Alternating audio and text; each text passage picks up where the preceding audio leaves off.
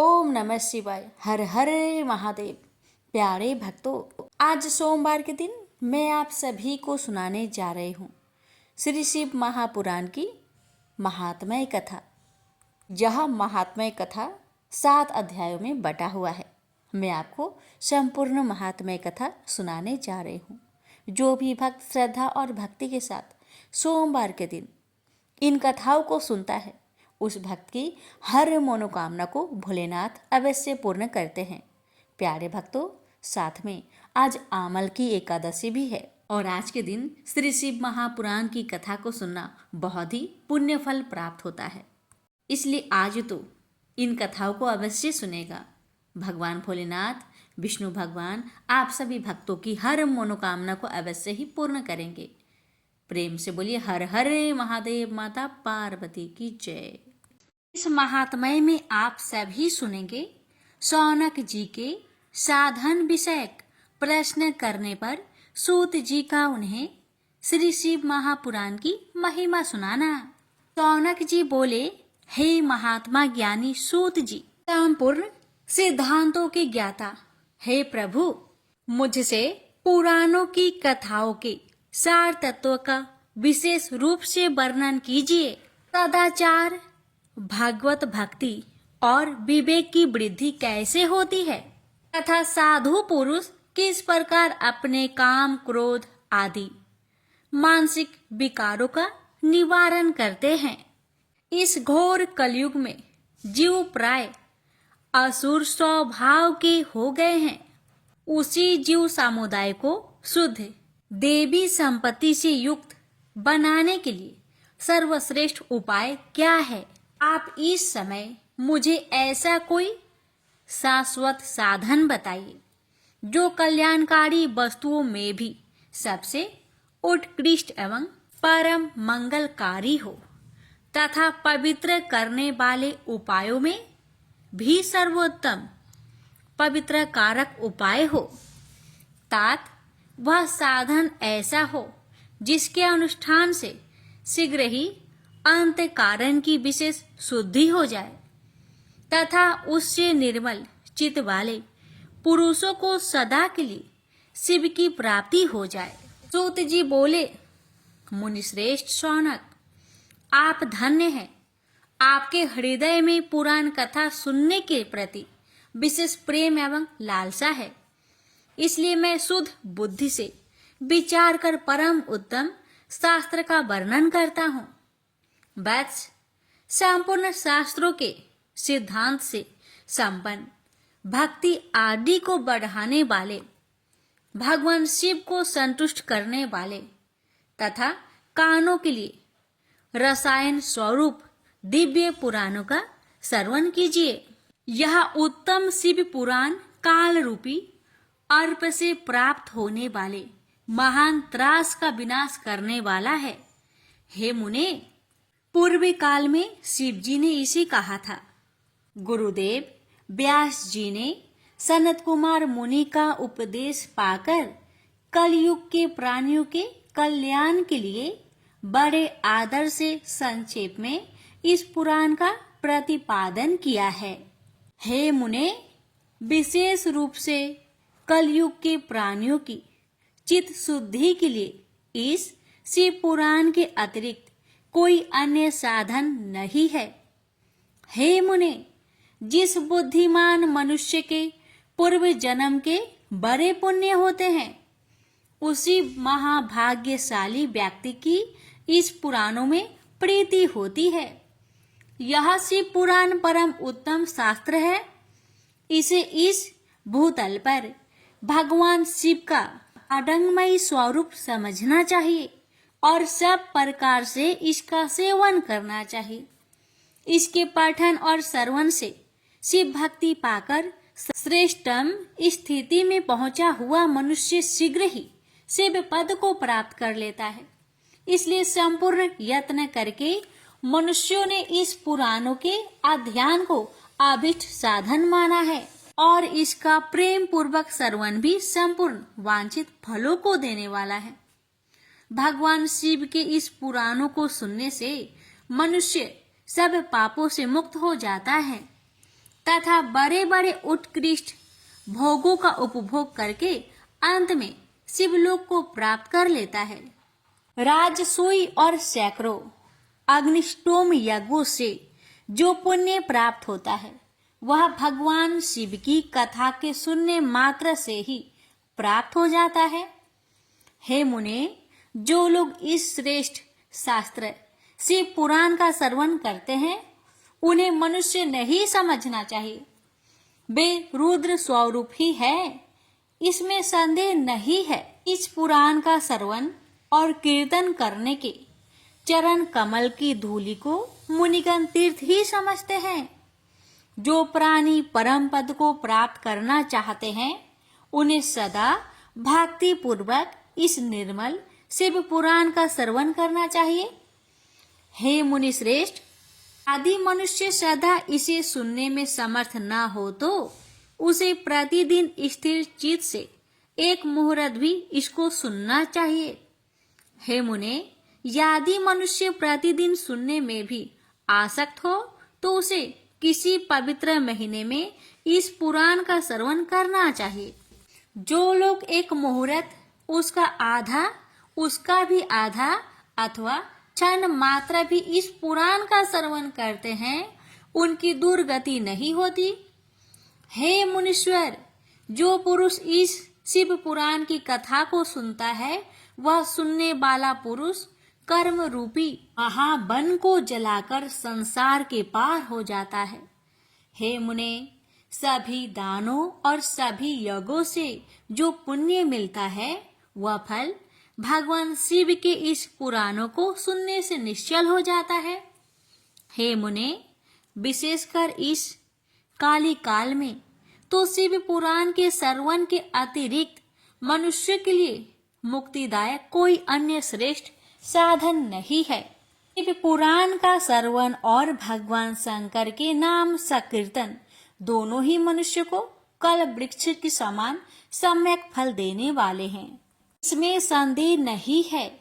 कलयुग में धर्म चरण से शून्य चित्त वाले दुर्बुद्धि मनुष्य के उद्धार के लिए भगवान शिव ने अमृत रस स्वरूप शिव महापुराण की उद्भावना की है। अमृत पान करने से तो केवल अमृत पान करने वाला ही मनुष्य अजर अमर होता है, किंतु भगवान शिव का यह कथामृत संपूर्ण कुलों को ही अजर अमर कर देता है। इस शिव पुराण की परम पवित्र कथा का विशेष रूप से सदा ही सेवन करना चाहिए, करना ही चाहिए। इस शिव पुराण की कथा के श्रवण का फल क्या कहूँ।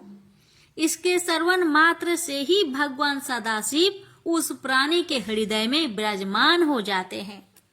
यह शिव पुराण नामक ग्रंथ 24,000 श्लोकों से युक्त है। इसमें 7 संहिताएं हैं। मनुष्य को चाहिए कि वह भक्ति, ज्ञान और वैराग्य से भांति भांति संपन्न हो, बड़े आदर से इसका श्रवण करे।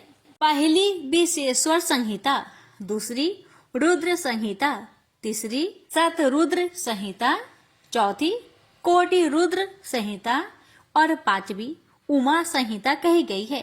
6ठी कैलाश संहिता और 7वीं वायव्य संहिता। इस प्रकार इसमें 7 संहिताएं हैं। 7 संहिताओं से युक्त यह दिव्य शिव पुराण पर ब्रह्मा परमात्मा के समान विराजमान है और सबसे उत्कृष्ट गति प्रदान करने वाला है। जो मनुष्य 7 संहिताओं वाले इस शिव महापुराण को आदर पूर्वक पूरा पढ़ता है वह जीवन मुक्त कहा जाता है। हे मुने, जब तक इस उत्तम शिव पुराण को सुनने का सुअवसर नहीं प्राप्त होता तब तक अज्ञानवश प्राणी इस संसार चक्र में भटकता रहता है। भ्रमित कर देने वाले अनेक शास्त्रों और पुराणों की श्रवण से क्या लाभ है, जबकि एक शिव पुराण ही मुक्ति प्रदान करने के लिए गर्जन कर रहा है। जिस घर में इस शिव पुराण की कथा होती है वह घर तीर्थ स्वरूप ही है। और उसमें निवास करने वाले की पाप यह नष्ट कर देता है। हजारों अश्वमेध यज्ञ और सैकड़ों वाजपेयी यज्ञ शिव पुराण की 16वीं कला की भी बराबर नहीं कर सकते। हे मुनि श्रेष्ठ, कोई अधम प्राणी जब तक भक्ति पूर्वक शिव पुराण का श्रवण नहीं करता तभी तक उसे पापी कहा जा सकता है। गंगा आदि पवित्र नदियां, मुक्तिदायिनी सप्तपुड़िया और गयादि तीर्थ इस शिव पुराण की समता कभी नहीं कर सकते। जिसे परम गति की कामना हो उसे नित्य शिव पुराण के एक श्लोक अथवा आधे श्लोक का ही स्वयं भक्ति पूर्वक पाठ करना चाहिए। जो निरंतर अर्थानुसंधान पूर्वक इस शिव पुराण को बाचता है अथवा नित्य प्रेम पूर्वक इसका पाठ मात्र करता है, वह पुण्य आत्मा है। इसमें संचय नहीं है। जो उत्तम बुद्धि वाला पुरुष अंत्यकाल में भक्ति पूर्वक इस पुराण को सुनता है, उस पर अत्यंत प्रसन्न हुए भगवान महेश्वर उसे अपना पद, अपना धाम प्रदान करते हैं। जो प्रतिदिन आदर पूर्वक इस शिव पुराण का पूजन करता है, वह इस संसार में संपूर्ण भोगों को भोगकर अंत में भगवान शिव के पद को प्राप्त कर लेता है। तो प्रतिदिन आलस्य रहित हो रेशमी वस्त्र आदि के वेष्टन से इस शिव पुराण का सत्कार करता है, वह सदा सुखी होता है। यह शिव पुराण निर्मल तथा सर्वों का सर्वस्व है। यह लोक और परलोक में सुख चाहने वाले को आदर के साथ प्रयत्न पूर्वक इसका सेवन करना चाहिए। यह निर्मल एवं उत्तम शिव पुराण धर्म, अर्थ, काम और मोक्ष रूप चारों पुरुषार्थों को देने वाला है। अतः सदा प्रेम पूर्वक इसका श्रवण एवं विशेष रूप से पाठ करना चाहिए। वेद, इतिहास तथा अन्य शास्त्रों में यह शिव पुराण विशेष कल्याणकारी है, ऐसा मुमुक्षु जनों को समझना चाहिए। यह शिव पुराण आत्म तत्व के लिए सदा सेवनीय है, सत्पुरुषों के लिए पूजनीय है, तीनों प्रकार के तापों का शमन करने वाला है, सुख प्रदान करने वाला है तथा ब्रह्मा, विष्णु, महेश आदि देवताओं को प्राणों के समान प्रिय है। ऐसे शिव महापुराण को मैं प्रसन्नचित चित्त से सदा वंदन करता हूँ। भगवान शंकर मुझ पर प्रसन्न हो और अपने चरण कमलों की भक्ति मुझे प्रदान करे। प्रेम से बोलिए जय भोलेनाथ। इस प्रकार शिव महापुराण महात्म्य में उसकी महिमा वर्णन नामक पहला अध्याय पूर्ण हुआ। शौनक जी बोले, हे महाभाग सूत जी, आप धन्य हैं, परमार्थ तत्व के ज्ञाता हैं। आपने कृपा करके हम लोगों को यह बड़ी अद्भुत एवं दिव्य कथा सुनाई है। हमने यह पाप नाशिनी मन को पवित्र करने वाली और भगवान शिव को प्रसन्न करने वाली अद्भुत कथा सुनी। भूतल पर इस कथा के समान कल्याण का सर्वश्रेष्ठ साधन दूसरा कोई नहीं है। यह बात हमने आज आपकी कृपा से निश्चय पूर्वक समझ ली है।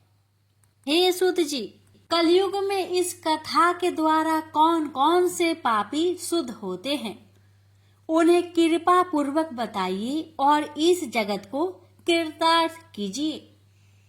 सूत जी बोले, हे मुने, जो मनुष्य पापी, दुराचारी, खल तथा काम, क्रोध आदि में निरंतर डूबे रहने वाले हैं, वे भी इस पुराण से अवश्य शुद्ध हो जाते हैं। यह कथा वास्तव में उत्तम ज्ञान यज्ञ है, जो सदा सांसारिक भोग और मोक्षों को देने वाला है, सभी पापों को नष्ट करने वाला है और भगवान शिव को प्रसन्न करने वाला है। जो अत्यंत लालची, सत्य विहीन, अपने माता पिता से देश करने वाले, पाखंडी तथा हिंसक वृत्ति के हैं, वे भी इस ज्ञान यज्ञ से शुद्ध हो जाते हैं। अपने वर्णाश्रम धर्म का पालन न करने वाले और ईर्ष्याग्रस्त लोग भी काली काल में इस ज्ञान यज्ञ के द्वारा पवित्र हो जाते हैं। जो लोग छल कपट करने वाले, क्रूर स्वभाव वाले और अत्यंत निर्दयी है, कलयुग में भी इस अज्ञान से शुद्ध हो जाते हैं। ब्राह्मण के धन से पलने वाले तथा निरंतर व्यभिचारण परायण जो लोग हैं, वे भी इस ज्ञान यज्ञ से इस कली काल में भी पवित्र हो जाते हैं। जो मनुष्य सदा पाप कर्मों में लिप्त रहते हैं, कपट है और अत्यंत दूषित विचार वाले हैं, वे कलयुग में भी इस ज्ञान यज्ञ से निर्मल हो जाते हैं। दुष्चरित्र, दुर्बुद्धि, उद्विग्न चित्त वाले और देवताओं के द्रव का उपभोग करने वाले पापी जन भी कली काल में भी इस ज्ञान यज्ञ से पवित्र हो जाते हैं। इस पुराण के श्रवण का पुण्य बड़े बड़े पापों को नष्ट करता है, सांसारिक भोग तथा मोक्ष प्रदान करता है और भगवान शंकर को प्रसन्न करता है। इस संबंध में मुनिगण इस प्राचीन इतिहास का उदाहरण दिया करते हैं, जिसके श्रवण मात्र से पापों का पूर्णतया नाश हो जाता है। पहले की बात है, किरात नगर में एक ब्राह्मण रहता था। तो अज्ञानी, दरिद्र, रस बेचने वाला तथा वैदिक धर्म से विमुख था। वह स्नान, संध्या आदि कर्मों से भ्रष्ट हो गया था और वैश्यावृत्ति में तत्पर रहता था। उसका नाम था देवराज। वह अपने ऊपर विश्वास करने वाले लोगों को ठगा करता था। उसने ब्राह्मणों, क्षत्रियों, वैश्यों, क्षुद्रों तथा दूसरों को भी अनेक बहानों से मारकर उनका धन हड़प लिया था। बाद में उसने अधर्म से बहुत सारा धन अर्जित कर लिया, परंतु उस पापी का थोड़ा सा भी धन कभी धर्म के काम में नहीं लगा। एक दिन वह ब्राह्मण एक तालाब पर नहाने गया। वहां शोभावती नाम की एक वेश्या को देखकर वह अत्यंत मोहित हो गया। वह सुंदरी भी उस धनी ब्राह्मण को अपने वशीभूत हुआ जानकर प्रसन्न हुई। आपस में वार्तालाप से उनमें प्रीति उत्पन्न हो गई। उस ब्राह्मण ने उस वेश्या को पत्नी बनाना तथा उस वेश्या ने उसे पति बनाना स्वीकार कर लिया। इस प्रकार कामवास होकर वे दोनों बहुत समय तक विहार करते रहे। बैठने, सोने, खाने, पीने तथा क्रीड़ा में वे दोनों निरंतर पति पत्नी की तरह व्यवहार करने लगे। अपने माता पिता तथा पत्नी की बार बार रोकने पर भी पाप कृत्य में संलग्न वह ब्राह्मण उनकी बात नहीं मानता था। एक दिन रात्रि में उस दुष्ट ने ईर्ष्यावश अपने सोए हुए माता पिता और पत्नी को मार डाला और उनका सारा धन हर लिया। वैश्या में आसक्त चित्त वाले उस कामी ने अपना और पिता आदि का सारा धन उस वैश्या को दे दिया। वह पापी अभैक्ष, भक्षण तथा मदपान करने लगा और वह नीच ब्राह्मण उस वैश्या के साथ एक ही पात्र में सदा झूठा भोजन करने लगा। एक दिन घूमता घामता वह देवयुग से प्रतिष्ठानपुर झूसी प्रयाग में जा पहुंचा। वहां उसने एक शिवालय देखा।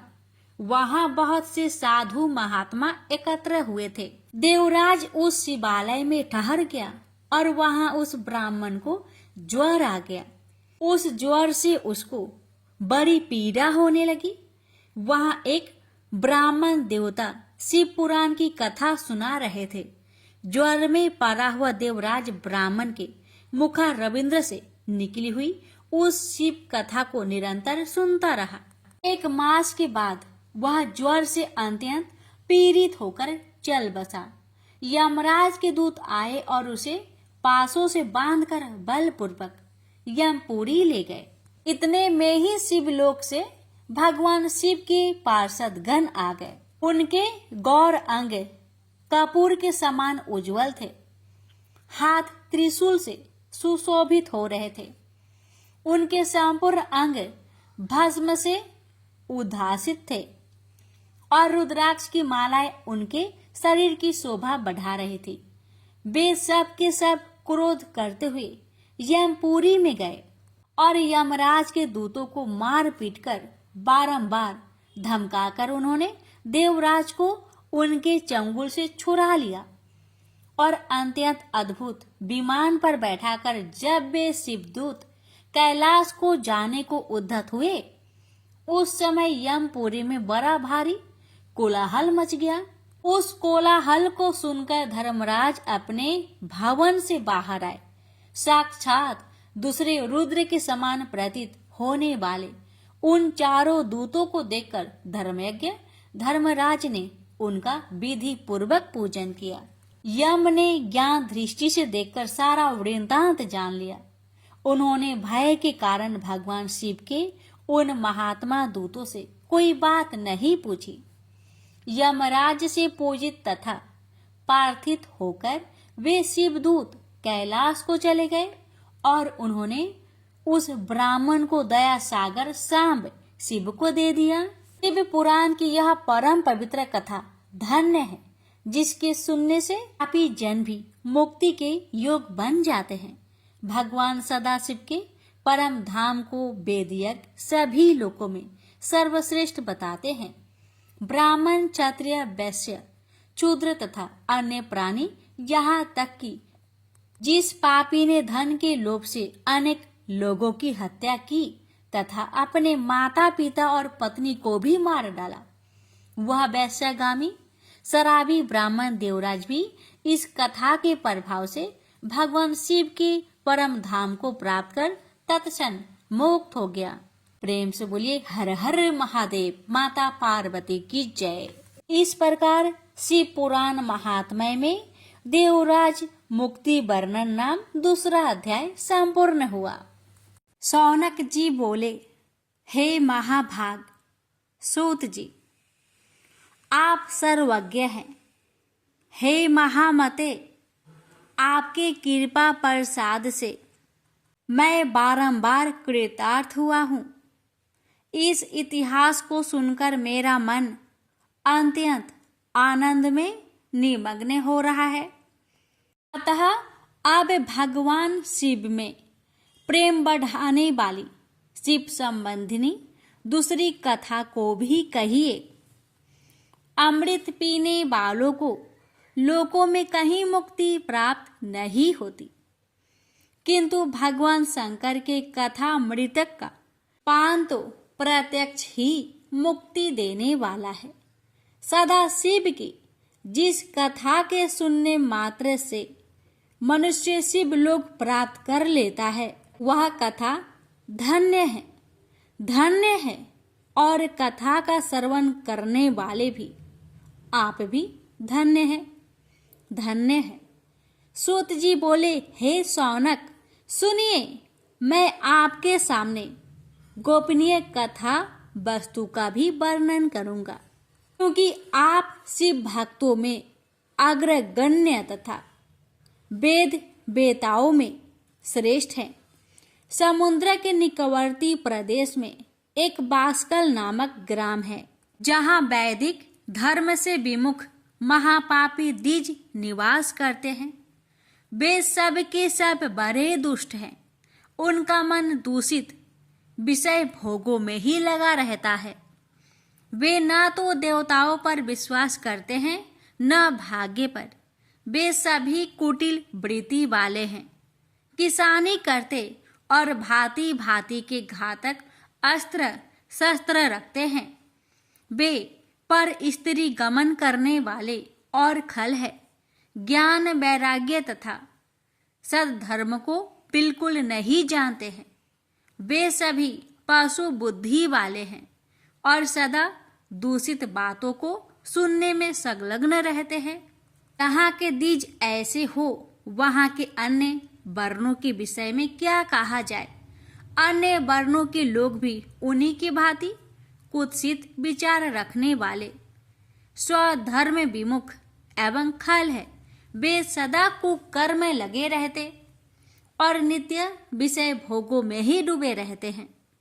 वहां की सब स्त्रियां भी कुटिल स्वभाव की, स्वेच्छाचारिणी, पापासक्त, कुत्सित विचार वाली और वैभवचारिणी है। वे सद व्यवहार तथा सदाचार से सर्वथा शून्य है। कुंजनों के निवास स्थान उस बासकल नामक ग्राम में किसी समय एक बिंदुक नामधारी ब्राह्मण रहा करता था। वह बड़ा अधम था। वह दुरात्मा और महापापी था। यद्यपि उसकी स्त्री बड़ी सुंदर थी तो भी वह कुमार्ग पर ही चलता था। काम वासना से कुलसित चित वह वैश्यगामी था। उसकी पत्नी का नाम चंचूला था। वह सदा उत्तम धर्म के पालन में लगी रहती थी, तो भी उसे छोड़कर वह दुष्ट ब्राह्मण कामासक्त होकर वैश्यगामी हो गया था। इस तरह कुकर्म में लगे हुए उस बिंदु के बहुत वर्ष व्यतीत हो गए। उसकी स्त्री चंचुला काम से पीड़ित होने पर भी स्वधर्म नाश के भय से कलेश सहकर भी दीर्घ काल तक धर्म से भ्रष्ट नहीं हुई, परंतु दुराचारी पति के आचरण से प्रभावित होने के कारण काम पीड़ित हो आगे चलकर वह स्त्री भी दुराचारणी हो गई। भ्रष्ट चरित्र वाली वह कुमार्गिनी अपने पति की दृष्टि बचाकर रात्रि में चोरी छिपे अन्य पापी जार पुरुष के साथ रमन करने लगी। एक बार उस ब्राह्मण ने अपनी उस दुराचारणी पत्नी चंचूला को कामासक्त हो पर पुरुष के साथ रात्रि में संगर्गत देख लिया।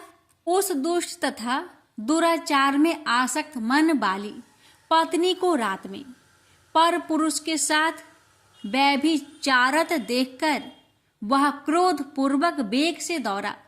उस दुष्ट बिंदु को घर में आया जानकर वह कपटी व्यभिचारी तेजी से भाग गया। तब वह दुष्ट आत्मा बिंदुक अपनी पत्नी को पकड़कर उसे डांटता हुआ मुक्कों से बार बार पीटने लगा। वह व्यभिचारिणी दुष्टा नारी चंचुला पीटी जाने पर कुपित होकर निर्भयता पूर्वक अपने दुष्ट पति बिंदुक से कहने लगी, मुझे पति परायणा युवती पत्नी को छोड़कर आप कुबुद्धि बस प्रतिदिन वैश्य के साथ इच्छा अनुसार रमन करते हैं। आप ही बताए कि रूपवती तथा कामासक्त चित्त वाली मुझ युवती की पति संग सर्ग के बिना क्या गति होती होगी। मैं अत्यंत सुंदर हूँ तथा नव यौवन से उन्मत्त हूँ। आपके सत्संग के बिना व्यथित चित्त वाली मैं कामजन्य दुख को कैसे सह सकती हूँ। उस स्त्री के इस प्रकार कहने पर वह मूर्ख बुद्धि, मूर्ख ब्राह्मण धम, स्वधर्म विमुख दुष्ट पापी बिंदु कहने लगा, काम से व्याकुल चित होकर तुमने यह सत्य ही कहा है। हे प्रिय, तुम भय त्याग दो और मैं जो तुमसे हित की बात कहता हूँ उसे सुनो। तुम निर्भय होकर नित्य पर पुरुष के साथ संग सर्ग करो, उन्हें संतुष्ट करके उनसे धन खींचो। वह सारा धन वैश्य के प्रति आसक्त मन वाले मुझको दे दिया करो। इससे तुम्हारा और मेरा दोनों का ही स्वार्थ सिद्ध हो जाएगा। पति का यह वचन सुनकर उसकी पत्नी चंचुला प्रसन्न होकर उसकी कही बात मान ली। उन दोनों दुराचारी पति पत्नी ने इस प्रकार समझौता कर लिया तथा वे दोनों निर्भय चित्त से कुकर्म में लीन हो गए। इस तरह दुराचार में डूबे हुए उन मूढ़ चित्त वाले पति पत्नी का बहुत सा समय व्यर्थ बीत गया। तदंतर क्षुद्र जातीय वैश्य का पति बना हुआ वह दूषित बुद्धि वाला दुष्ट ब्राह्मण बिंदुक समय अनुसार मृत्यु को प्राप्त हो नरक में जा पड़ा। बहुत दिनों तक नरक के दुख को भोगकर वह मूर्ख बुद्धि पापी विंध्या पर्वत पर भयंकर पिशाच हुआ। इधर उस दुराचारी पति बिंदु के पति मर जाने पर वह मूढ़ हृदय चंचला बहुत समय तक पुत्र के साथ अपने घर में ही रही। इस प्रकार प्रेम पूर्वक कामासक्त होकर जारों के साथ विहार करती हुई उस चंचुला नामक स्त्री कुछ यौवन समय के साथ ढलने लगा। एक दिन देव योग से किसी पुण्य वर्ग के आने पर वह स्त्री भाई बंधुओं के साथ गोकर्ण क्षेत्र में गई। तीर्थ यात्रियों के संग से उसने भी उस समय जाकर किसी तीर्थ के जल में स्नान किया।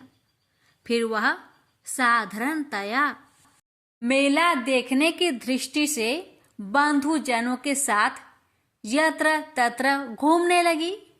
घूमती घामती किसी देव मंदिर में उसने एक देवयज्ञ ब्राह्मण के मुख से भगवान शिव की परम पवित्र एवं मंगलकारिणी उत्तम पौराणिक कथा सुनी। कथावाचक ब्राह्मण कह रहे थे कि जो स्त्रियां पर पुरुषों के साथ व्यभिचार करती है वे मरने के बाद जब यमलोक में जाती है तब यमराज के दूत उनकी योनि में तपे हुए लोहे का परीख डालते हैं। पौराणिक ब्राह्मण के मुख से यह वैराग्य बढ़ाने वाली कथा सुनकर चंचुला भय से व्याकुल हो वहां कांपने लगी। जब कथा समाप्त हुआ और लोग वहां से बाहर चले गए तब वह भयभीत नारी एकांत में शिव पुराण की कथा बाँचने वाले उन ब्राह्मण से कहने लगी, हे ब्राह्मण, मैं अपने धर्म को नहीं जानती थी, इसलिए मेरे द्वारा बड़ा दुराचार हुआ है। स्वामीन, इसे सुनकर मेरे ऊपर अनुपम कृपा करके आप मेरा उद्धार कीजिए। हे प्रभु, मैंने मूर्ख बुद्धि के कारण घोर पाप किया है। मैंने कामांध होकर अपनी संपूर्ण युवावस्था व्यभिचार में बिताई है। आज वैराग्य रस से ओतप्रोत आपके इस प्रवचन को सुनकर मुझे बड़ा भय लग रहा है। मैं कांप उठी हूं और मुझे इस संसार से वैराग्य हो गया है। मुझ मूर्ख चीत वाली पापनी को धिक्कार है। मैं सर्वथा निंदकों के योग हूं। मैं कुत्सित विषयों में फंसी हुई हूं और अपने धर्म से विमुख हो गई हूं। थोड़े से सुख के लिए अपने हित का नाश करने वाले तथा भयंकर कष्ट देने वाले घोर पाप मैंने अनजाने में ही कर डाले हैं। न जाने किस किस घोर कष्टदायक दुर्गति से मुझे पड़ना पड़ेगा और वह कौन बुद्धिमान पुरुष कुमार्ग में मन लगाने वाले मुझ पापनी का साथ देगा। मृत्यु काल में उस भयंकर यम दूतों को मैं कैसे देखूंगी जब वे बलपूर्वक मेरे गले में फंदे डालकर मुझे बांधेंगे। तब मैं कैसे धीरज धारण कर सकूंगी। नरक में जब मेरे शरीर के टुकड़े टुकड़े किए जाएंगे उस समय विशेष दुख देने वाली उस महायातना को मैं कैसे सह सकूंगी। दुख और शोक से ग्रास्त होकर मैं दिन में सहज इंद्रिय व्यापार और रात्रि में नींद कैसे प्राप्त कर सकूंगी। हाय, मैं मर गई, मैं जल गई, मेरा हृदय विदीर्ण हो गया और मैं सब प्रकार से नष्ट हो गई, क्योंकि मैं हर तरह से पाप में ही डूबी रही हूं। हाय विधाता, मुझ पापिनी को आपने हठात ऐसी दुर्बुद्धि क्यों दे दी जो सभी प्रकार का सुख देने वाले स्वधर्म से दूर कर देती है। हे द्विज, शूल से विधा हुआ व्यक्ति ऊंचे पर्वत शिखर से गिरने पर जैसा घोर कष्ट पाता है उससे भी करोड़ गुना कष्ट मुझे है। सैकड़ों अश्वमेध करके अथवा सैकड़ों वर्षों तक गंगा स्नान करने पर भी मेरे घोर पाप की शुद्धि संभव नहीं दिखती। मैं क्या करूं? कहाँ जाऊं और किसका आश्रय लूं? मुझ नरक गामिनी की इस संसार में कौन रक्षा करेगा? हे ब्राह्मण, आप ही मेरे गुरु हैं, आप ही मेरे माता और आप ही मेरे पिता हैं। आपकी शरण में आई हुई मुझ दीन अबला का उद्धार कीजिए, उद्धार कीजिए। इस प्रकार खेद और वैराग्य से युक्त हुई चंचला उस ब्राह्मण के चरणों में गिर पड़ी। तब उन बुद्धिमान ब्राह्मणों ने कृपा पूर्वक उसे उठाकर इस प्रकार कहा, सौभाग्य की बात है कि भगवान शंकर की कृपा से शिव पुराण की इस वैराग्य युक्त तथा श्रेष्ठ कथा को सुनकर तुम्हें समय पर चेत हो गया है। हे ब्राह्मण पत्नी, तुम डरो मत, भगवान शिव की शरण में आओ। शिव की कृपा से सारा पाप तत्काल नष्ट हो जाता है। मैं तुमसे भगवान शिव की कीर्ति कथा से युक्त उस परम वस्तु का वर्णन करूंगा जिससे तुम्हें सदा सुख देने वाली उत्तम गति प्राप्त होगी। शिव की उत्तम कथा सुनने से ही तुम्हारी बुद्धि इस तरह पश्चाताप से युक्त एवं शुद्ध हो गई है। साथ ही तुम्हारे मन में विषयों के प्रति वैराग्य हो गया है। पश्चाताप ही पाप करने वाले पापियों के लिए सबसे बड़ा प्रायश्चित है। सत्पुरुषों ने सबके लिए पश्चाताप को ही समस्त पापों का शोधक बताया है। पश्चाताप से ही पापों की शुद्धि होती है। जो पश्चाताप करता है वह वास्तव में पापों का प्रायश्चित करता है, क्योंकि सत्पुरुषों ने समस्त पापों की शुद्धि के लिए जैसे प्रायश्चित का उपदेश दिया है वह सब पश्चाताप से संपन्न हो जाते हैं। जो पुरुष विधि पूर्वक प्रायश्चित करके निर्भय हो जाते हैं पर अपने कुकर्म के लिए पश्चाताप नहीं करता, उसे प्राय उत्तम गति नहीं प्राप्त होती। परंतु जिसे अपने कुकृत्य पर हार्दिक पश्चाताप होता है वह अवश्य उत्तम गति का भागी होता है। इसमें संशय नहीं है। इस शिव पुराण की कथा सुनने से जैसे चित्त शुद्धि होती है वैसे दूसरे उपाय से नहीं होती। जैसे दर्पण साफ करने पर निर्मल हो जाता है, उसी प्रकार इस शिव पुराण की कथा से चित्त अत्यंत शुद्ध हो जाता है। इसमें संशय नहीं है। मनुष्य के शुद्ध चित्त में जगदम्बा पार्वती सहित भगवान शिव विराजमान रहते हैं। इससे वह विशुद्ध आत्मा पुरुष श्री सांब सदा शिव के परम पद को प्राप्त होता है। इस प्रकार यह कथा रूपी साधन सभी प्राणियों के लिए उपकारी है और इसी कारण महादेव जी ने इसको आग्रह पूर्वक प्रकट किया है। इस कथा से भगवान उमापति का ध्यान सिद्ध हो जाता है। उस ध्यान से परम ज्ञान और उससे मोक्ष की प्राप्ति निश्चय ही होती है। भगवान शंकर के ध्यान मग्न हुए बिना भी यदि कोई इस कथा को मात्र सुनता है, वह दूसरे जन्म में भगवान के ध्यान को सिद्ध कर परम पद को पा लेता है। इस कथा के श्रवण से भगवान शंकर के ध्यान को प्राप्त कर पश्चाताप करने वाले पापी पुरुष सिद्धि को प्राप्त हो गए हैं। इस उत्तम कथा का श्रवण समस्त मनुष्यों के लिए कल्याण का बीज है, अतः यथोचित शास्त्रोक्त मार्ग से इसकी आराधना अथवा सेवा करनी चाहिए। यह कथा श्रवण भाव बंधन रूपी रोगों का नाश करने वाला है। भगवान शिव की कथा को सुनकर फिर अपने हृदय में उनका मनन एवं निधि ध्यानासन करने से पूर्णतया चित्त शुद्धि हो जाती है। चित्त शुद्धि होने से महेश्वर की भक्ति अपने दोनों पुत्र ज्ञान और वैराग्य के साथ निश्चय ही प्रकट होती है। तत्पश्चात महेश्वर के अनुग्रह से दिव्य मुक्ति प्राप्त होती है। इसमें संशय नहीं जो शिव भक्ति से वंचित है उसे पशु समझना चाहिए, क्योंकि उसका चित्त माया के बंधन में आसक्त है। वह निश्चय ही संसार बंधन से मुक्त नहीं हो पाता।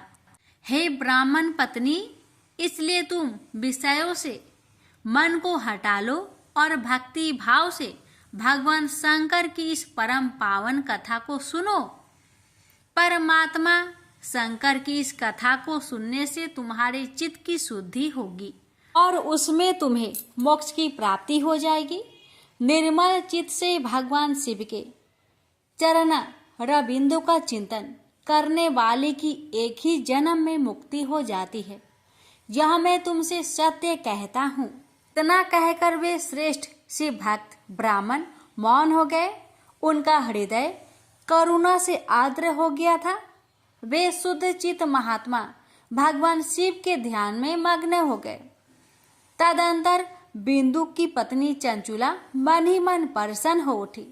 ब्राह्मण का उक्त उपदेश सुनकर उसके नेत्रों में आनंद के आंसू छलक आए थे।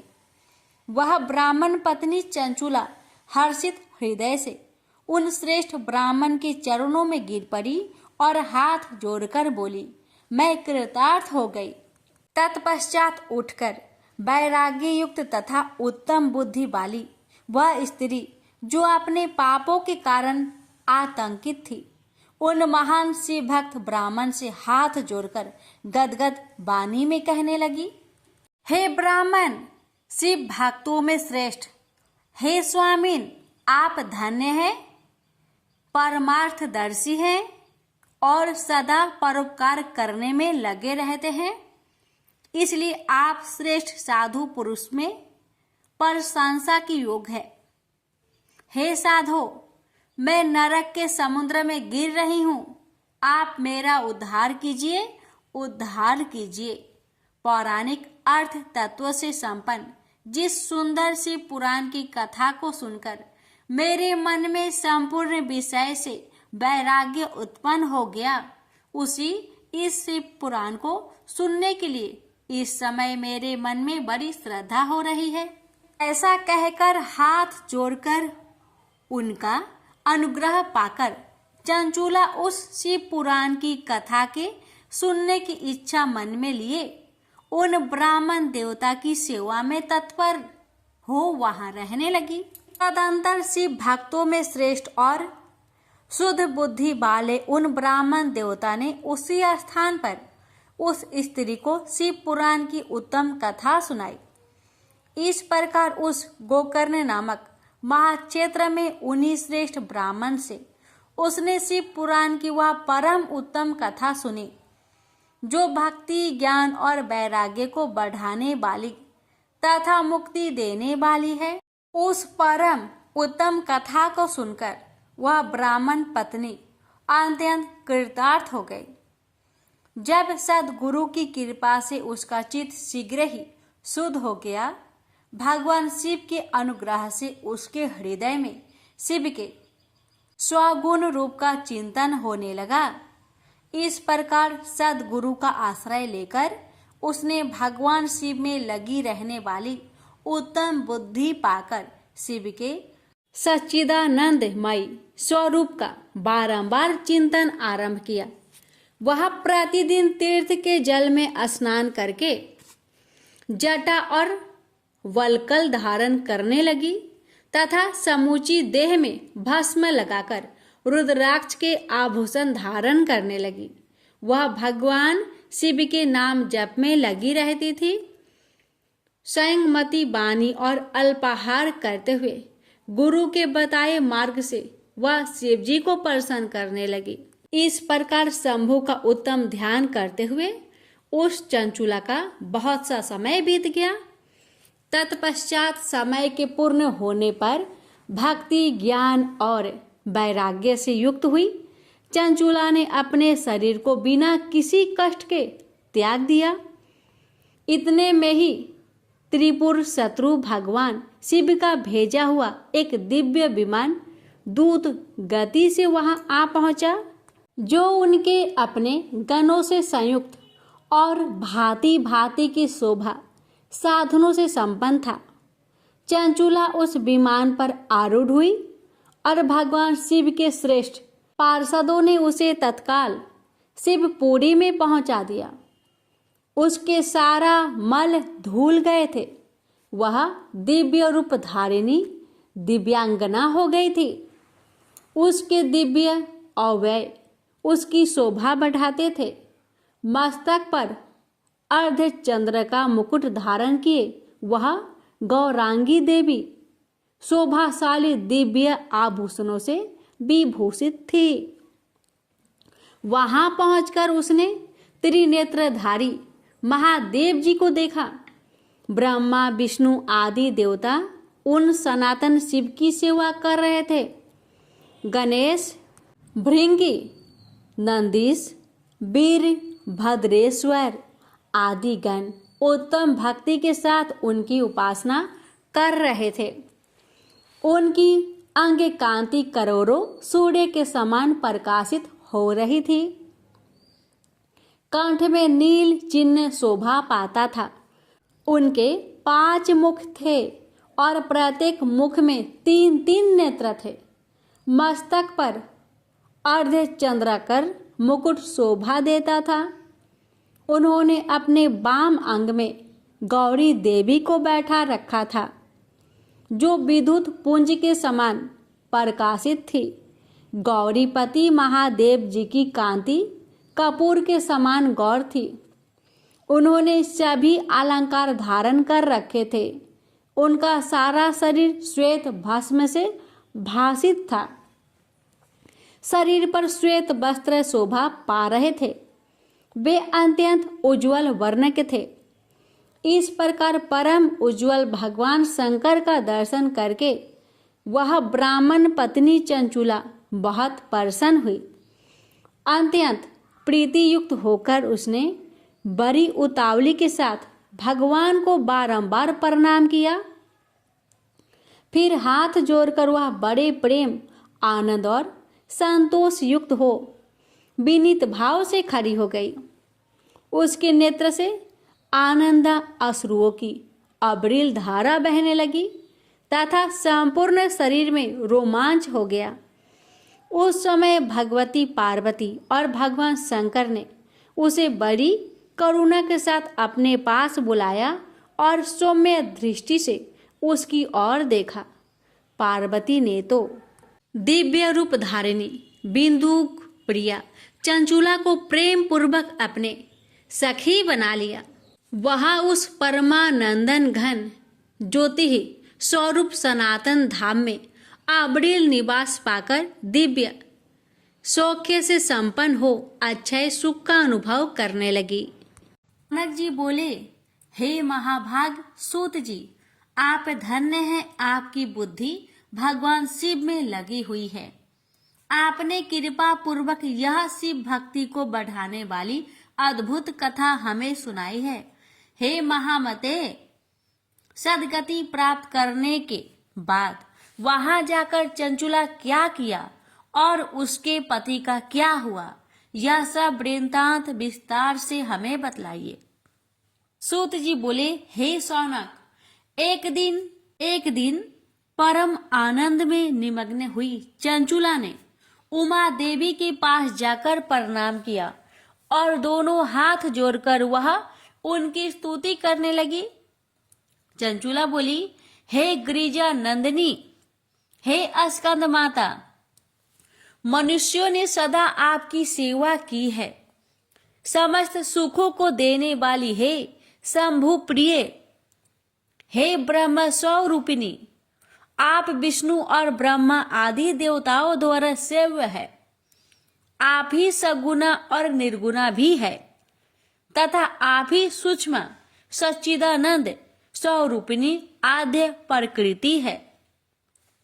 आप ही संसार की सृष्टि, पालन और संहार करने वाली है। तीनों गुणों का आश्रय भी आप ही है। ब्रह्मा, विष्णु और महेश्वर, इन तीनों देवताओं का आवास स्थान तथा उनकी उत्तम प्रतिष्ठा करने वाली पराशक्ति आप ही है। चंचूला इस प्रकार महेश्वर पत्नी उमा की स्तुति करके सिर झुकाए चुप हो गई। उसके नेत्रों में प्रेम के आंसू उमड़ आए थे। तब करुणा से भरी हुई शंकर प्रिया भक्त वत्सला पार्वती देवी चंचूला को संबोधित करके बड़े प्रेम से इस प्रकार कहने लगी। हे सखी चंचूले, हे सुंदरी, मैं तुम्हारी की हुई इस स्तुति से बहुत प्रसन्न हूं। बोलो क्या वर मांगती हो? तुम्हारे लिए मुझे कुछ भी आदेय नहीं है। पार्वती जी के इस प्रकार कहने पर चंचूला उन्हें प्रणाम करके दोनों हाथ जोड़कर नतमस्तक हो प्रेम पूर्वक पूछने लगी। हे निष्पापी गिरिजा कुमारी, मेरे पति बिंदुक इस समय कहाँ है?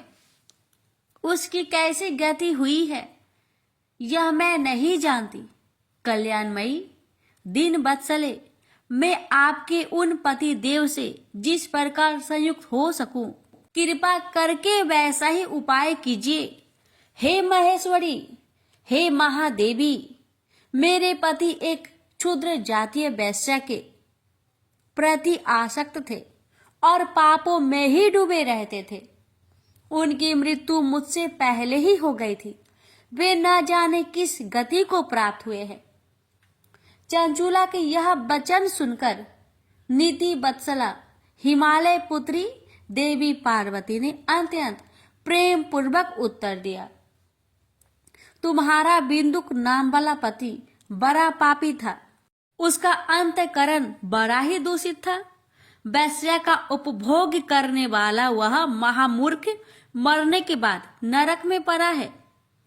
अनगिनत वर्षों तक नरक में नाना प्रकार के दुख भोगकर वह पाप आत्मा अपने शेष पाप को भोगने के लिए विंध्य पर्वत पर पिशाच बना हुआ है। इस समय वह पिशाच की अवस्था में ही है और नाना प्रकार के कलेश उठा रहा है। वह दुष्ट वही वायु पीकर रहता है और सदा सब प्रकार के कष्ट सहता है। गौरी देवी की यह बात सुनकर उत्तम व्रत का पालन करने वाली वह चंचूला उस समय पति के महान दुख से दुखी हो गई। फिर मन को स्थिर करके उस ब्राह्मण पत्नी ने व्यवस्थित हृदय से महेश्वरी को प्रणाम करके पुनः पूछा, हे महेश्वरी, हे महादेवी, मुझ पर कृपा कीजिए और दूषित कर्म करने वाले मेरे उस दुष्ट पति का अब उद्धार कीजिए। हे देवी, कुत्सित बुद्धि वाले मेरे उस पापात्मा पति को किस उपाय से उत्तम गति प्राप्त हो सकती है यह शीघ्र बतलाइए। आपको नमस्कार है। उसकी यह बात सुनकर भक्त वत्सला पार्वती जी अपने सखी चंचूला से प्रसन्न होकर ऐसा कहने लगी। तुम्हारा पति यदि शिव पुराण की पुण्यमयी उत्तम कथा को सुने तो सारी दुर्गति को पार करके वह उत्तम गति का भागी हो सकता है। अमृत के समान मधुर अक्षरों से युक्त गौरी देवी का यह वचन आदर पूर्वक सुनकर चंचूला ने हाथ जोड़कर मस्तक झुकाकर उन्हें बारंबार प्रणाम किया और अपने पति के समस्त पापों की शुद्धि तथा उत्तम गति की प्राप्ति के लिए पार्वती देवी से यह प्रार्थना की कि मेरे पति को शिव पुराण सुनाने की व्यवस्था होनी चाहिए। उस ब्राह्मण पत्नी के बारंबार प्रार्थना करने पर शिव प्रिया गौरी देवी को बड़ी दया आई। उन भक्त वत्सला महेश्वरी गिरिजा कुमारी ने भगवान शिव की उत्तम कृति का गान करने वाले गंधर्व राज तुमरुक को बुलाकर उनसे प्रसन्नता पूर्वक इस प्रकार कहा, मेरी मन की बातों को जानकर मेरे अभिष्ट कार्यों को सिद्ध करने वाले तथा शिव में प्रीति रखने वाले हे तुमरु, मैं तुमसे एक बात कहती हूँ, तुम्हारा कल्याण हो। तुम मेरी इस सखी के साथ शीघ्र ही विंध्य पर्वत पर जाओ। वहां एक महाघोर और भयंकर पिशाच रहता है। उसका वृत्तांत तुम आरंभ से ही सुनो। मैं तुमसे प्रसन्नता पूर्वक सब कुछ बताती हूँ। पूर्व जन्म में वह पिशाच बिंदुक नामक ब्राह्मण था। वह मेरी इस सखी चंचुला का पति था, परंतु वह दुष्ट वैश्यगामी हो गया।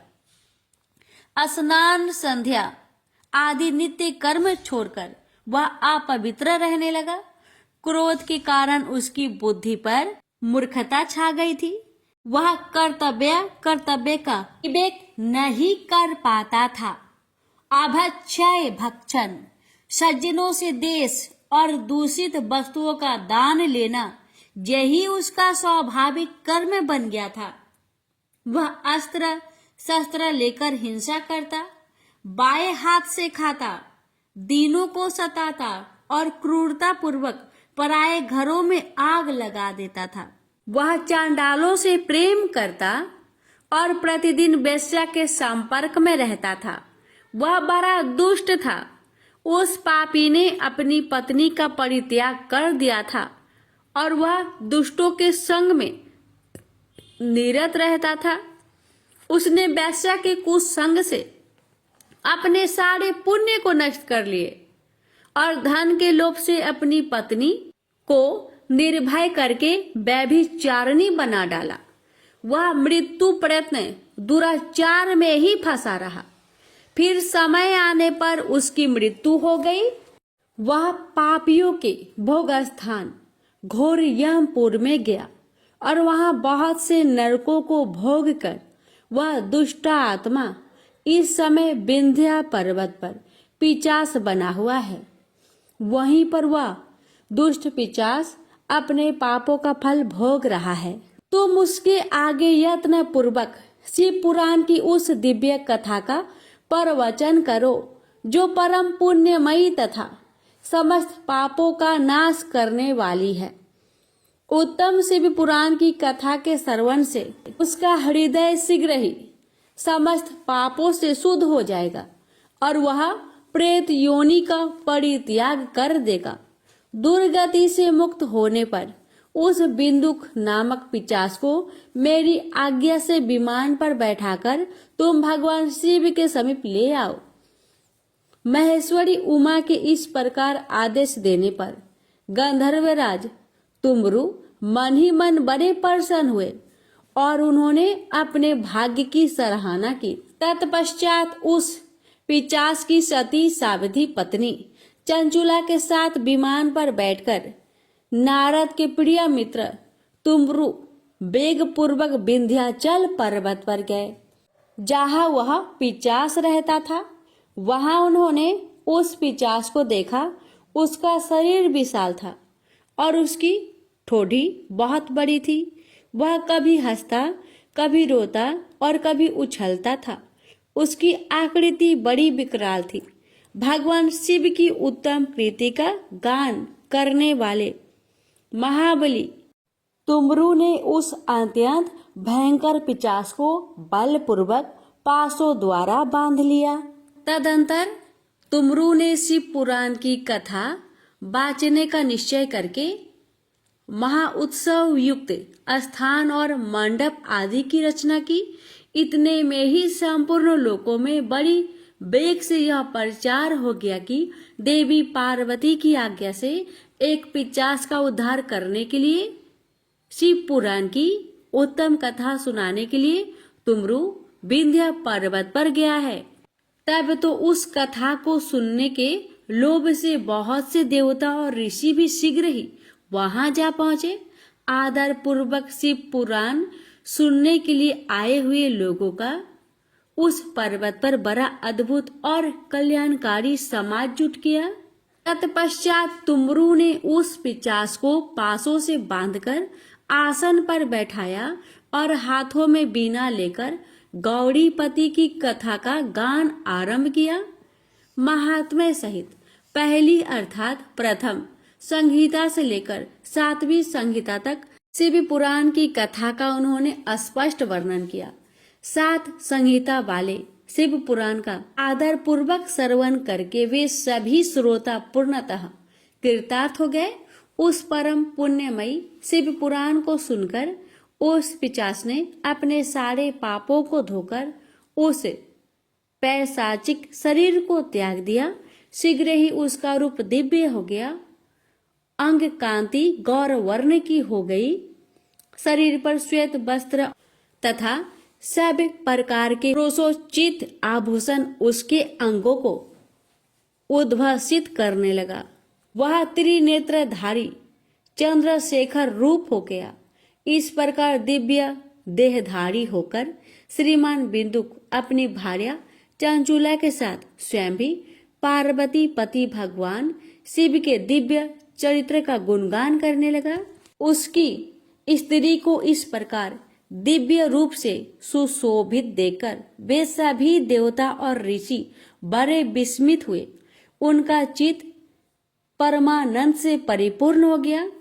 भगवान महेश्वर का वह अद्भुत चरित्र सुनकर वे सभी श्रोता परम कृतार्थ हो प्रेम पूर्वक श्री शिव का यशोगान करते हुए अपने अपने धाम को चले गए।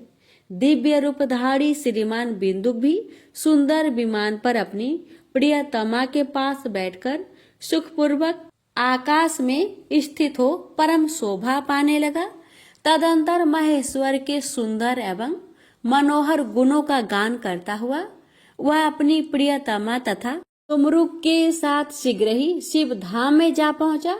वहां भगवान महेश्वर तथा पार्वती देवी ने प्रसन्नता पूर्वक बिंदुक का बड़ा सत्कार किया और उसे अपना गण बना लिया। उसकी पत्नी चंचुला पार्वती जी की सखी हो गई। उस घनीभूत ज्योति स्वरूप परमानंदमय सनातन धाम में अविचल निवास पाकर वे दोनों दाम्पति परम सुखी हो गए। यह उत्तम इतिहास मैंने आपको सुनाया, जो पापों को नाश करने वाला, उमा महेश्वर को आनंद देने वाला, अत्यंत पवित्र तथा उनमें भक्ति बढ़ाने वाला है। जो इसे भक्ति पूर्वक सुनता है अथवा एकाग्रचित होकर इसका पाठ करता है, वह अनेक सांसारिक सुखों को भोगकर अंत में मुक्ति प्राप्त करता है। प्रेम से बोलिए हर हर महादेव। माता पार्वती की जय। शिव पुराण के श्रवण की विधि।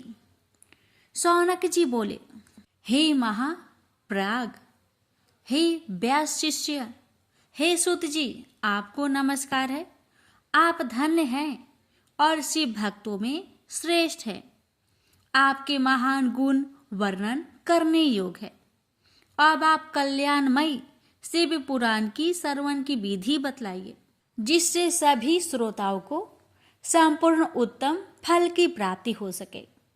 सूत जी बोले, हे सौनक, हे मुने, अब मैं आपको संपूर्ण फल की प्राप्ति के लिए शिव पुराण की श्रवण की विधि बता रहा हूं। सर्वप्रथम किसी ज्योतिषी को बुलाकर दान मन से संतुष्ट करके अपने सहयोगी लोगों के साथ बैठकर बिना किसी विघ्न बाधा के कथा की समाप्ति होने के उद्देश्य से शुद्ध मुहूर्त का अनुसंधान कराए। तदंतर प्रयत्न पूर्वक देश देश में स्थान स्थान पर यह शुभ संदेश भेजे कि हमारे यहाँ शिव पुराण की कथा होने वाली है। अपने कल्याण की इच्छा रखने वाले लोगों को उसे सुनने के लिए अवश्य पधारना चाहिए। कुछ लोग भगवान श्री हरि की कथा से बहुत दूर पर गए हैं। कितने ही स्त्री, क्षुद्र आदि भगवान शंकर के तथा कीर्तन से वंचित रहते हैं। उन सबको भी सूचना हो जाए, ऐसा प्रबंध करना चाहिए। देश देश में जो भगवान शिव के भक्त हो तथा शिव कथा के कीर्तन और श्रवण के लिए उत्सुक हो, उन सबको आदर पूर्वक बुलवाना चाहिए। उन्हें कहलाना चाहिए कि यहाँ सत्पुरुषों को आनंद देने वाला समाज तथा अति अद्भुत उत्सव होगा, जिसमें शिव पुराण का पारायण होगा। शिव पुराण की रसमयी कथा का श्रवण करने हेतु आप लोग प्रेम पूर्वक शीघ्र पधारने की कृपा करें। यदि समय का अभाव हो तो प्रेम पूर्वक एक दिन के लिए भी आइए। आपको निश्चय ही आना चाहिए, क्योंकि इस कथा में श्रवण भर के लिए बैठने का सौभाग्य भी दुर्लभ है। इस प्रकार विनय और प्रसन्नता पूर्वक श्रोताओं को निमंत्रण देना चाहिए और आए हुए लोगों का सब प्रकार से आदर सत्कार करना चाहिए। शिव मंदिर में, तीर्थ में, वन प्रांत में अथवा घर में शिव पुराण की कथा सुनने के लिए उत्तम स्थान का निर्माण करना चाहिए। कथा भूमि को लिपकर शोधन करना चाहिए तथा धातु आदि से उस स्थान को सुशोभित करना चाहिए। महोत्सव के साथ साथ वहां अद्भुत तथा सुंदर व्यवस्था कर लेनी चाहिए। कथा के लिए अनुपयोगी घर के साज सामान को हटाकर घर के किसी एकांत कोने में सुरक्षित रख देना चाहिए। केले के खंभों से सुशोभित एक ऊंचा कथा मंडप तैयार कराएं। उसे सब और फल पुष्प आदि से सुंदर चंदोबे से अलंकृत करें और चारों ओर ध्वजा पताका लगाकर तरह तरह के सामानों से सजाकर सुंदर शोभा संपन्न बना दे। भगवान शिव के प्रति सब प्रकार से उत्तम भक्ति करनी चाहिए, क्योंकि वही सब तरह से आनंद का विधान करने वाली हैं। परमात्मा भगवान शंकर के लिए दिव्य आसन का निर्माण कराना चाहिए तथा कथा वाचक के लिए भी एक ऐसा दिव्य आसन बनाना चाहिए जो उनके लिए सुखद हो सके। मुने, नियम पूर्वक कथा सुनने वाले श्रोताओं के लिए भी यथायोग्य सुंदर स्थानों की व्यवस्था करनी चाहिए। अन्य लोगों के लिए भी सामान्य रूप से स्थान बनाने चाहिए। हे शौनक जी, विवाह उत्सव में जैसे उल्लास संपूर्ण मन स्थिति होती है, वैसे ही इस कथा उत्सव में रखनी चाहिए। सब प्रकार की दूसरी लौकिक चिंताओं को भूल जाना चाहिए। वक्ता उत्तर दिशा की ओर मुख करे तथा श्रोतागण पूर्व दिशा की ओर मुख करके पलथी माल कर बैठे। इस विषय में भी कोई विरोध नहीं है कि पूज्य के बीच पूर्व दिशा रहे अथवा वक्ता के सम्मुख श्रोताओं का मुख रहे, ऐसा कहा गया है। पौराणिक वक्ता व्यासान पर जब तक विराजमान रहे तब तक प्रसंग समाप्ति के पूर्व किसी को नमस्कार नहीं करना चाहिए।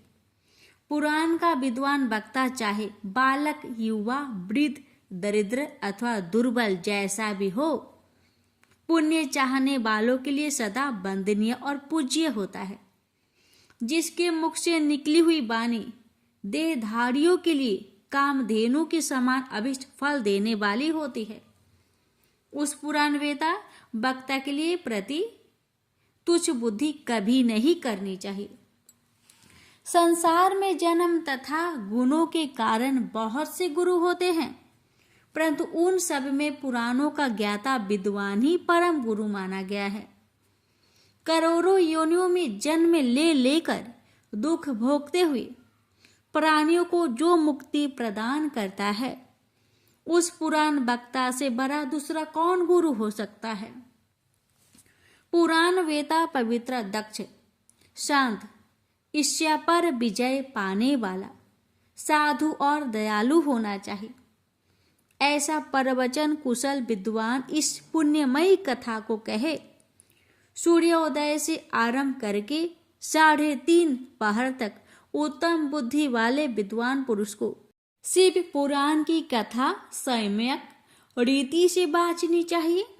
जो धूर्त, दुराचारी तथा दूसरे से विवाद करने वाले और परपंची लोग हैं, उन कुटिल वृत्ति वाले लोगों के सामने यह कथा नहीं कहनी चाहिए। दुष्टों से भरे तथा डाकुओं से घिरे परदेश में और धूर्त व्यक्ति के घर में इस पवित्र कथा को कहना चाहिए। मध्याह्न काल में 2 घड़ी तक कथा बंद रखनी चाहिए, जिससे कथा कीर्तन से अवकाश पाकर लोग शौच आदि से निवृत्त हो सके। कथा प्रारंभ के दिन से एक दिन पहले व्रत ग्रहण करने के लिए वक्ता को क्षौर करा लेना चाहिए। जिन दिनों कथा हो रही हो उन दिनों प्रयत्न पूर्वक प्रातः काल का सारा नित्य कर्म संक्षेप से ही कर लेना चाहिए। वक्ता के पास उसकी सहायता के लिए एक दूसरा वैसा ही विद्वान स्थापित करना चाहिए जो सब प्रकार के संशय को निवृत्त करने में समर्थ और लोगों को समझाने में कुशल हो। कथा में आने वाले विघ्नों की निवृत्ति के लिए गणेश जी का पूजन करें। कथा के स्वामी भगवान शिव की तथा विशेषतः शिव पुराण ग्रंथ की भक्ति भाव से पूजा करें। तत्पश्चात उत्तम बुद्धि वाला श्रोता विधि पूर्वक तन मन से शुद्ध एवं प्रसन्नचित हो आदर पूर्वक शिव पुराण की कथा सुने। जो वक्ता और श्रोता अनेक प्रकार के कर्मों में भटक रहे हो, काम आदि 6 विकारों से युक्त हो, स्त्री में आसक्ति रखते हो और पाखंड पूर्ण बातें कहते हो, वे पुण्य के भागी नहीं होते। जो लौकिक चिंता तथा धन गृह एवं पुत्र आदि की चिंता को छोड़कर कथा में मन लगाए रहता है, उस शुद्ध बुद्धि पुरुष को उत्तम फल की प्राप्ति होती है।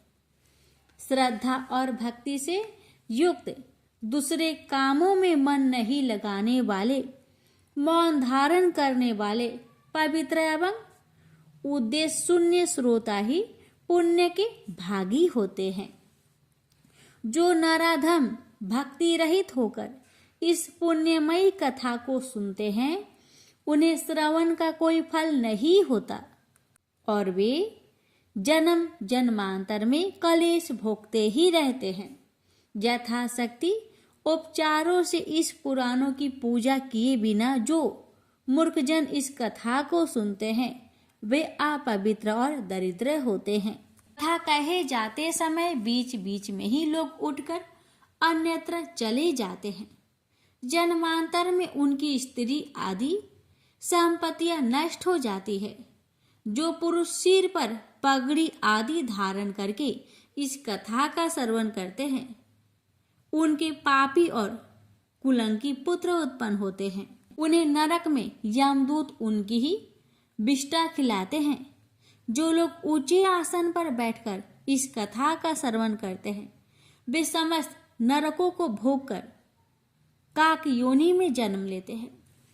जो लोग वीरासन आदि से बैठकर इस शुभ कथा को सुनते हैं, वे अनेक नरक को भोगकर विष वृक्ष का जन्म पाते हैं। कथा सुनने वाले पौराणिक को अच्छी प्रकार प्रणाम किए बिना जो लोग कथा सुनते हैं, वे सभी नरक को भोगकर अर्जुन वृक्ष बनते हैं। रोगयुक्त ना होने पर भी जो लोग लेटकर यह कथा सुनते हैं, वे सभी नरक को भोगकर अंत में अजगर आदि योनियों में जन्म लेते हैं। वक्ता के समान ऊंचाई वाले आसन पर बैठकर जो इस कथा का श्रवण करते हैं, उन नारकीय लोगों को सैया पर शयन करने जैसे पाप लगता है। जो इस पवित्र कथा तथा वक्ता की निंदा करते हैं, वे 100 जन्मों तक दुख भोगकर कुत्ते का जन्म पाते हैं। कथा होते समय बीच में जो गंदी बातें बोलते हैं, वो घोर नरक भोगने के बाद गधे का जन्म पाते हैं। जो कभी भी इस परम पवित्र कथा का श्रवण नहीं करते, वे घोर नरक भोगने के पश्चात जंगली सुअर का जन्म लेते हैं। जो दुष्ट कथा के बीच में विघ्न डालते हैं, वे करोड़ों वर्षों तक नरक यातना को भोगकर गांव के सुअर का जन्म पाते हैं। इसका विचार करके शुद्ध और प्रेम पूर्वक चित्त से बुद्धिमान श्रोता को वक्ता के प्रति भक्ति भाव रखकर कथा श्रवण का प्रयत्न करना चाहिए। सबसे पहले कथा के विघ्नों का नाश करने हेतु गणेश जी की पूजा करनी चाहिए। अपने नित्य कर्मों को संक्षेप में संपन्न करने के प्रायश्चित करना चाहिए। नवग्रह और सर्वतोभद्र देवताओं का पूजन करके शिव पूजा की बताई गई विधि से शिव पुराण की पुस्तक का अर्चन करना चाहिए। पूजन के अंत में विनम्र होकर बड़ी भक्ति के साथ दोनों हाथ जोड़कर साक्षात शिव स्वरूपिणी पुस्तक की इस प्रकार स्तुति करनी चाहिए। श्री शिव पुराण के रूप में आप प्रत्यक्ष सदा शिव हैं। हमने कथा सुनने के लिए आपको अंगीकार किया है। आप हम पर प्रसन्न हो। मेरा जो मनोवांछित हो उसे आप कृपा पूर्वक संपन्न करें। मेरा यह कथा श्रवण निर्विघ्न रूप से सुसंपन्न हो। कर्म रूपी ग्रह से ग्रस्त शरीर वाले मुझे दिन का आप संसार सागर से उद्धार कीजिए। हे शंकर, मैं आपका दास हूँ।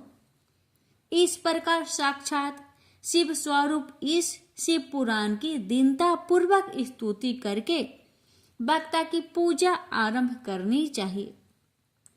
शिव पूजा की बताई गई विधि से पुष्प, वस्त्र, अलंकार, धूप, दीप आदि से भक्ता की पूजा करे। तदंतर शुद्ध चित्त से उनके सामने नियम ग्रहण करे और कथा समाप्ति प्रयत्न यथाशक्ति उसका प्रयत्न पूर्वक पालन करे। तत्पश्चात कथा वाचक व्यास की प्रार्थना करे। हे व्यास जी के समान ज्ञानी श्रेष्ठ शिव शास्त्र के मर्मज्ञ ब्राह्मण देवता, आप इस कथा के प्रकाश से मेरे अज्ञान का अंधकार को दूर करें। भक्ति पूर्वक 5 अथवा 1 ब्राह्मण का वरण करें और उनके द्वारा शिव पंचाक्षर मंत्र नमः शिवाय का जाप कराए।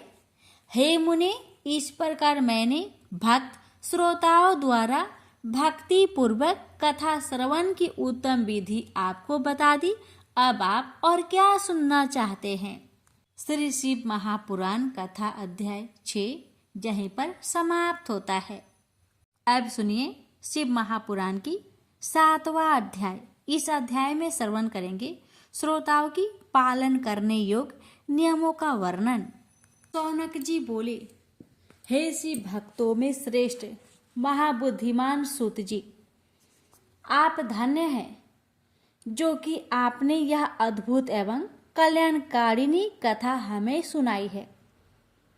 हे मुने, शिव पुराण की कथा सुनने के लिए व्रत धारण करने वाले लोगों को किन नियमों का पालन करना चाहिए, यह भी कृपा पूर्वक सबके कल्याण की दृष्टि से बतलाइए।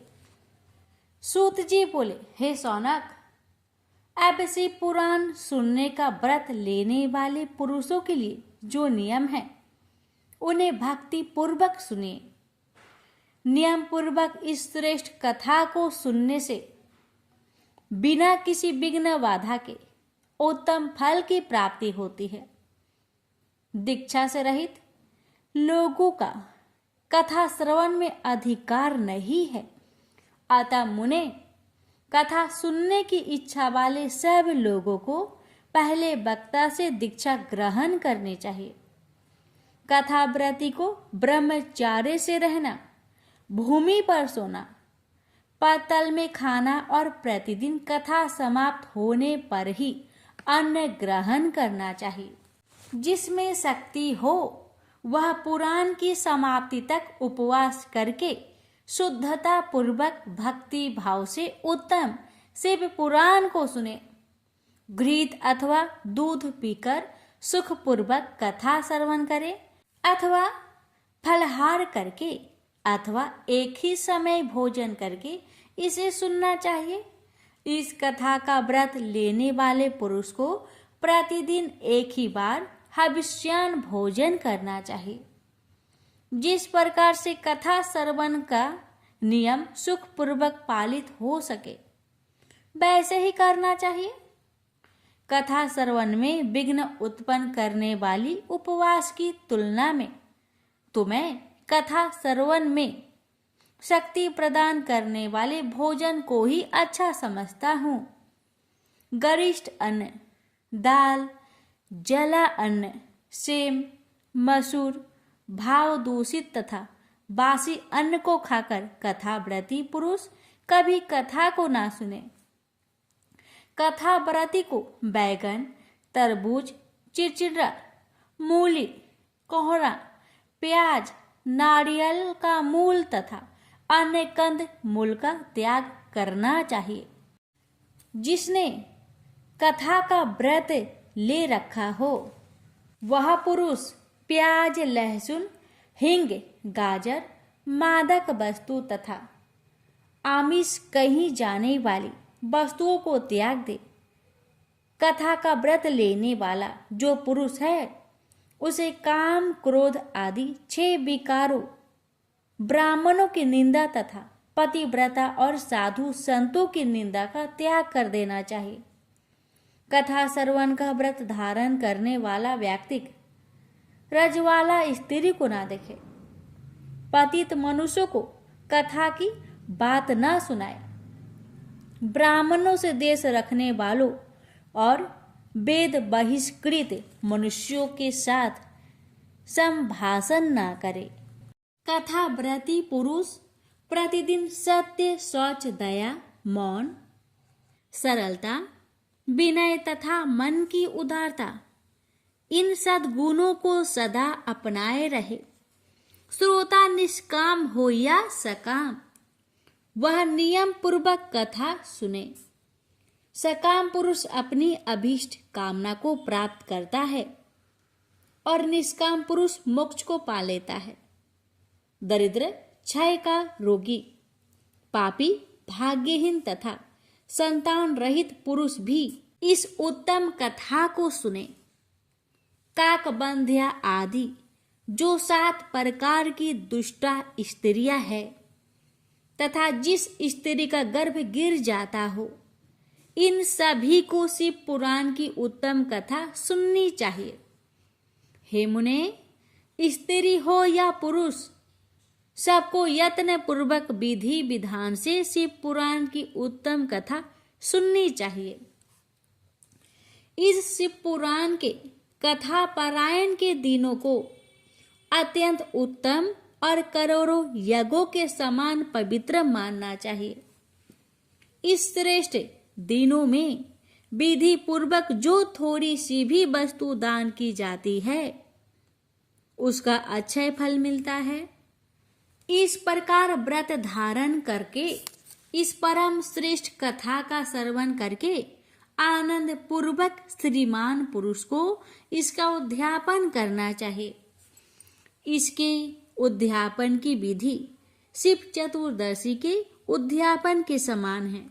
अतः यह बताए गए फल की आकांक्षा वाले धनाढ्य लोगों को उसी प्रकार से उद्यापन करना चाहिए। अल्प विपत्ति वाले भक्ति के लिए प्राय उद्यापन की आवश्यकता नहीं है। वे तो कथा श्रवण मात्र से पवित्र हो जाते हैं। शिव जी के निष्काम भक्त तो शिव स्वरूप ही होते हैं। हे महर्षि, इस प्रकार शिव पुराण की कथा के पाठ एवं श्रवण संबंधी यज्ञ उत्सव की समाप्ति होने पर श्रोताओं को भक्ति एवं प्रयत्न पूर्वक भगवान शिव की पूजा की भांति पुराण पुस्तक की भी पूजा करनी चाहिए। तदंतर विधि पूर्वक वक्ता का भी पूजन करना चाहिए। पुस्तक को आच्छादित करने के लिए नवीन एवं सुंदर बस्ता बनाए और उसे बांधने के लिए ढिंड एवं दिव्य सूत्र लगाए, फिर उसका विधिवत पूजन करे। पुराण के लिए जो लोग नया वस्त्र और सूत्र है वे जन्म जन्मांतर में भोग और ज्ञान से संपन्न होते हैं। कथावाचक को अनेक प्रकार के बहुमूल्य पदार्थ देने चाहिए और उत्तम वस्त्र, आभूषण और सुंदर पात्र आदि विशेष रूप से देने चाहिए। पुराण के आसन रूप में जो लोग कंबल, मृग चर्म वस्त्र, चौकी, तख्ता आदि प्रदान करते हैं, वे स्वर्ग प्राप्त करके यथेच्छ सुखों का उपभोग कर पुनः कल्प प्रत्न ब्रह्मलोक में रहकर अंत में शिवलोक को प्राप्त करते हैं। मुनिश्रेष्ठ, इस प्रकार महान उत्सव के साथ पुस्तक और वक्ता की विधि पूर्वक पूजा करके वक्ता की सहायता के लिए स्थापित किए गए पंडित का भी उसी के अनुसार उससे कुछ ही कम धन आदि द्वारा सत्कार करे। वहां आए हुए ब्राह्मण को अन्य धन आदि का दान करे, साथ ही गीत, वाद्य और नृत्य आदि के द्वारा महान उत्सव करे। हे मुने, यदि श्रोता विरक्त हो तो उसके लिए कथा समाप्ति के दिन विशेष रूप से उस गीता का पाठ करने चाहिए जिसे श्री रामचंद्र के प्रति भगवान शिव ने कहा। यदि श्रोता गृहस्थ हो तो उसे बुद्धिमान को उस श्रवण कर्म की शांति के लिए शुद्ध हविष्य के द्वारा होम करना चाहिए। हे मुने, रुद्रक संहिता के प्रत्येक श्लोक द्वारा होम करे अथवा गायत्री मंत्र से होम करना चाहिए, क्योंकि वास्तव में यह पुराण गायत्रीमय ही है। अथवा शिव पंचाक्षर मूल मंत्र से हवन करना चाहिए। होम करने की शक्ति ना हो तो विद्वान पुरुष यथाशक्ति हवन्य हविष्यान ब्राह्मण को दान करे। न्यूनात्रिक रूप दोषों की शांति के लिए भक्ति पूर्वक शिव सहस्त्र नाम का पाठ अथवा श्रवण करे। इससे सब कुछ सफल होता है। इसमें संशय नहीं है, क्योंकि तीनों लोकों में उससे बढ़कर कोई वस्तु नहीं है। कथा श्रवण संबंधी व्रत की पूर्णता की सिद्धि के लिए 11 ब्राह्मणों को मधु मिश्रित खीर भोजन कराए और उन्हें दक्षिणा दे। मुने, यदि शक्ति हो तो 3 पल 12 तोला सोने का एक सुंदर सिंहासन बनवाए और उस पर उत्तम अक्षर में लिखी अथवा लिखाई हुई शिव पुराण की पुस्तक विधि पूर्वक स्थापित करे। तत्पश्चात पुरुष आह्वान आदि विविध उपचारों से उसकी पूजा करके दक्षिणा चढ़ाए। तदंतर जितेंद्रिय आचार्य का वस्त्र आभूषण एवं गंध आदि से पूजन करके उत्तम बुद्धि वाला श्रोता भगवान शिव के संतोष के लिए दक्षिणा सहित वह पुस्तक उन्हें समर्पित कर दे। हे शौनक, इस पुराण के उस दान के प्रभाव से भगवान शिव का अनुग्रह पाकर पुरुष भाव बंधन से मुक्त हो जाता है। इस तरह विधि विधान का पालन करने पर श्री संपन्न शिव पुराण संपूर्ण फलों को देने वाला तथा भोग और मोक्ष का दाता होता है। हे मुने, मैंने आपको शिव पुराण का यह सारा महात्म्य जो संपूर्ण अभिष्टों को देने वाला है बता दिया। अब और क्या सुनना चाहते हो? श्री संपन्न शिव महापुराण समस्त पुराणों का तिलक स्वरूप माना गया है। यह भगवान शिव को अत्यंत प्रिय, रमणीय तथा भाव रोग का निवारण करने वाला है। जो सदा भगवान विश्वनाथ का ध्यान करते हैं, जिनकी वाणी शिव के गुणों की स्तुति करती है और जिनके दोनों कान उनकी कथा सुनते हैं, इस जीव जगत में उन्हीं का जन्म लेना सफल है। वे निश्चय ही संसार सागर से पार हो जाते हैं। भिन्न भिन्न प्रकार के समस्त गुण जिनके सच्चिदानंदमय स्वरूप का कभी स्पर्श नहीं करते, जो अपनी महिमा से जगत के बाहर और भीतर वाणी एवं मनोवृत्ति रूप में प्रकाशित होते हैं, उन अनंत आनंद घन स्वरूप परम शिव की मैं शरण लेता हूँ। प्यारे भक्तों, यहीं पर श्री शिव महापुराण महात्म्य पूर्ण हुआ। प्रेम से बोलिए श्री शिव महापुराण की जय।